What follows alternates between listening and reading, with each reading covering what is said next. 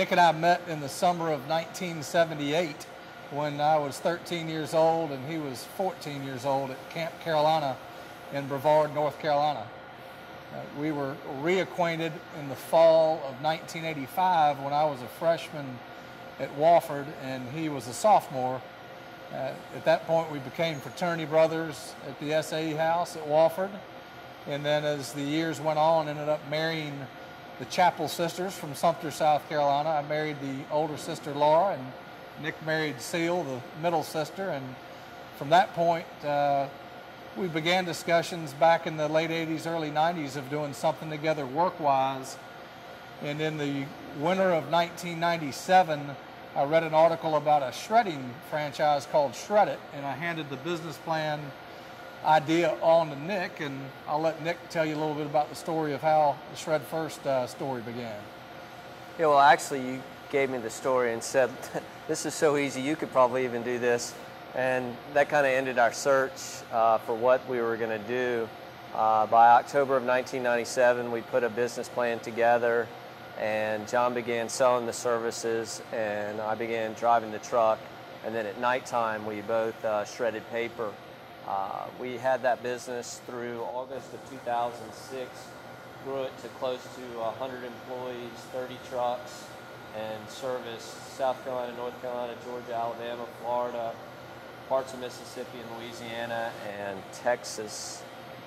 Once we sold that company, we began focusing our efforts on what to do next. I first met John and Nick about 10 years ago as they were young entrepreneurs in this community and have followed their careers with both interest and envy. I think they're terrific young men and have done a great job working together and creating a wonderful business model. Nick and John, the best way I could describe them if I had to would be compatible.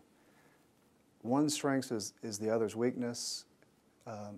John is, from a business perspective, is more of a traditional business person. He says the right things, he dresses like a business person, he's easy to communicate with, whereas Nick is probably a little more unconventional. It may be just with me, but one of the things Nick likes to do is, if we're in a business setting, he likes to get me off center, and only when I'm totally frazzled will we talk about anything of any substance. I think Nick has done a great job of adding to the gray pigment in my hair. What happened when we were at Shred First, we were getting a lot of people coming to visit us. The shredding industry was new. So what we said was, hey, this would be a great way to fine-tune what we do with our salespeople, build a network, and then generate some revenue. So we started doing training for different document destruction companies throughout the nation. Our vice president of sales at the time, Ray Berry, kind of took that over, and then when we sold, decided to do that full time.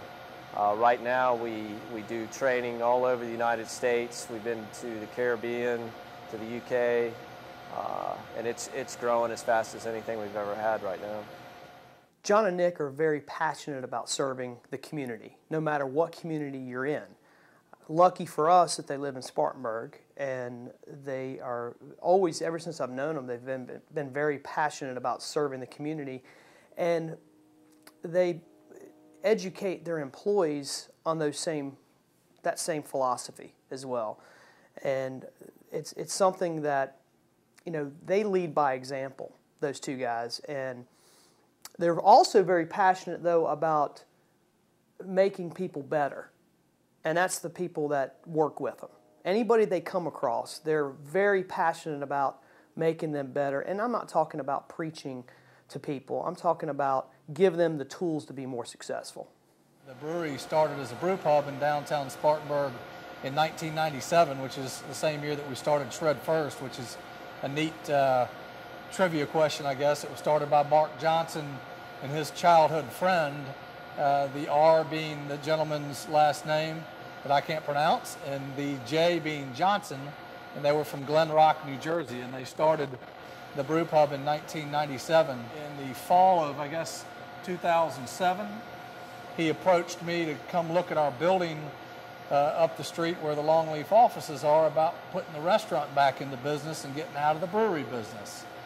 And through the discussions, we talked about why he wanted to get back into the restaurant business, and it really came down to the capital requirements to grow the business. And I said, let me go talk to Nick and see if it's something we might be interested in via the Longleaf brand. And that happened in September, and by the end of October, we had acquired a majority of the business from Mark, and then Nick and I have spent the last 2 years plus rebranding and then getting operational in this facility that we're standing in today.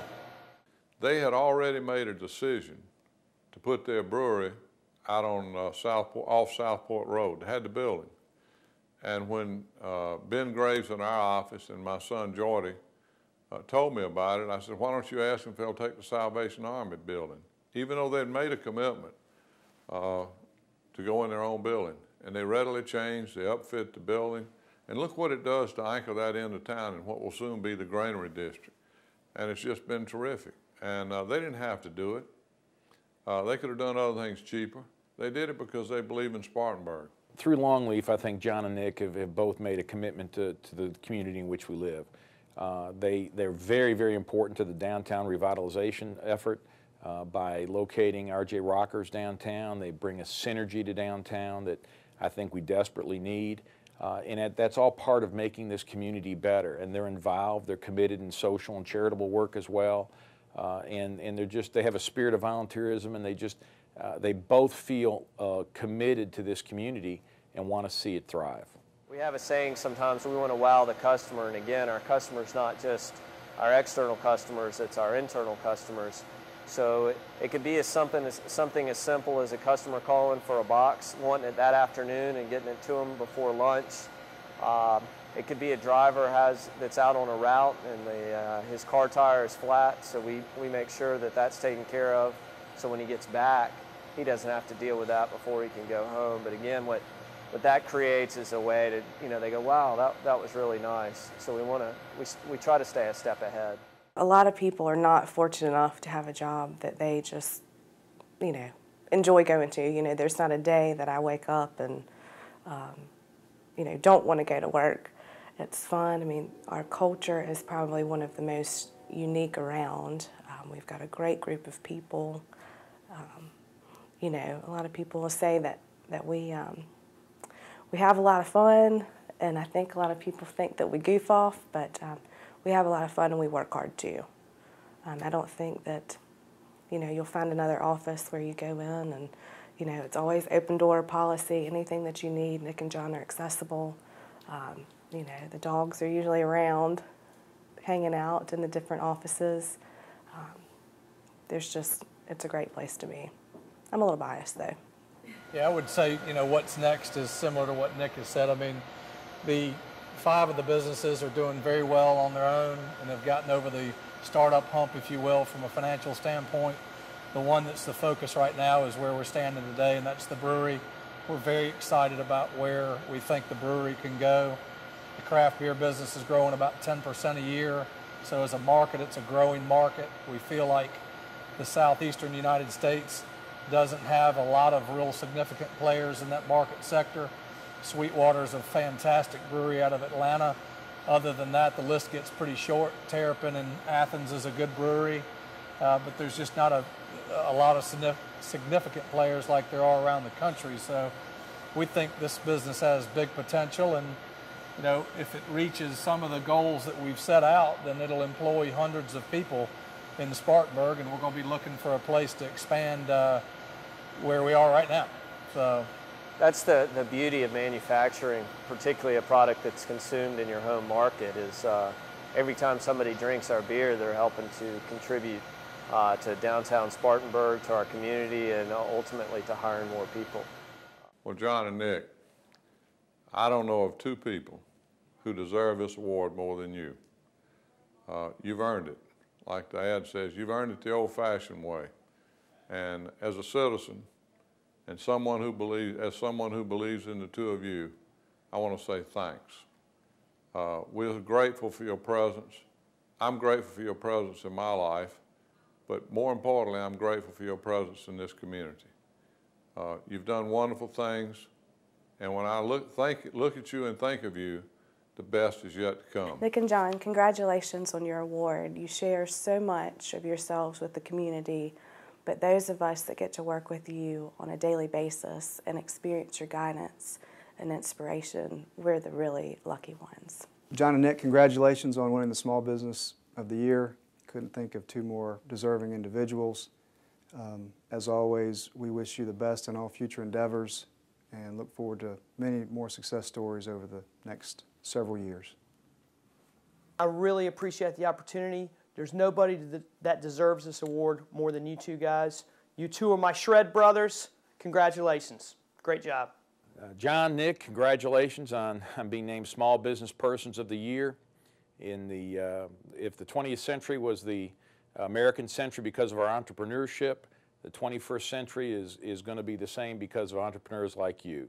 You make our community a better place, and we all are very much grateful.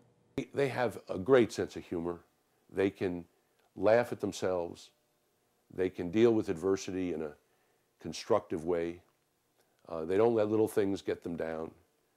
They know what the end game is. And the end game is not only success in business, not only making money, but the end game includes helping the community improve itself, having great families. And they've been very successful in all this. And I think if there's a lesson for any one of us in the way they approach their lives, it's just that they have enjoyed the journey. And along the way, they've applied their competency and their energy and their vision and their skills in such a way that they've made it look easy. So to John and Nick, I say bravo and thank you and keep on plugging, because if you win, you've proven that we all can win.